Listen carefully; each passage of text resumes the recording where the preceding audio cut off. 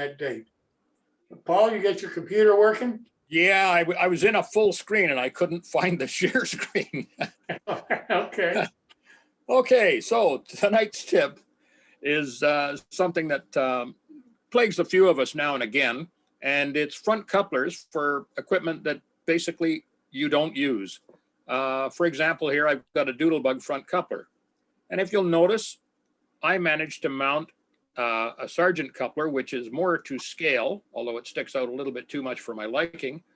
But that's a lot better than having a bulky coupler at the front, such as a KD, which is on the other end of this thing. Now, the reason I mentioned this is steam locomotives. This is one that I did actually, I'll bet you it goes back 40 years. And you'll see I mounted a KD coupler, but I have to be very careful with this thing because it's a brass locomotive and that coupler will short out if I put it with the wrong equipment. The other thing too is the pin hangs down and you're not seeing that one? We're seeing your face. That's all I'm seeing. I'm seeing the locomotive. That's all I'm seeing. Yeah, I'm seeing okay too. I see the 441 locomotive. Yeah, 411. I've got the 411 up, so I'm not sure what's wrong with your feed. Anyway, I'll continue on here because what I just wanted to point out that we have various options today that make this a little bit better. And these are various couplers that you can mount on the front. The bottom is a KD. The middle one is a really nifty idea if you've got a plastic knuckle coupler. That takes care of the insulating problem. Then you've got a scale head coupler, and then right at the top there, you've got a scale coupler, which is made by Sargent, or it could be a dummy coupler, but I wanted one that worked. And this gives you a little more example of what you can do.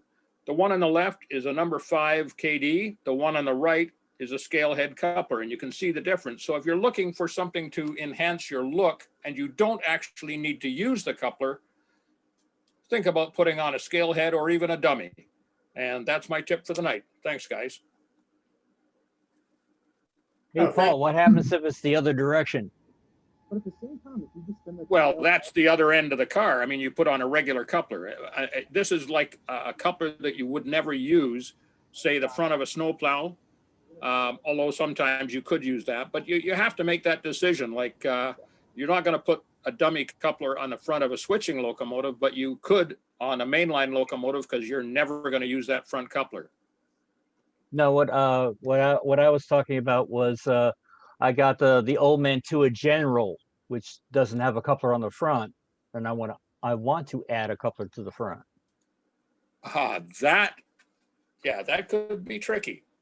A General isn't a big locomotive either. Well, so I mean, neither is my layout. It's 8 foot long.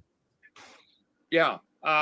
You might look at parts from somebody like Bachmann for some of their, because they sell like the front assembly. I know in the ON30 as a separate piece. Mm-hmm. And you may find a part from someone that would fit from some other manufacturer and replace that has room for a coupler. Yeah, if you actually want a working coupler on a locomotive like the General, that's going to be a little tricky because it's got a long cow catcher. Okay. No, I was hoping for an easy one. Moving right along, we now need to go to keep the show moving. I'm sorry, Ed. Paul, thank you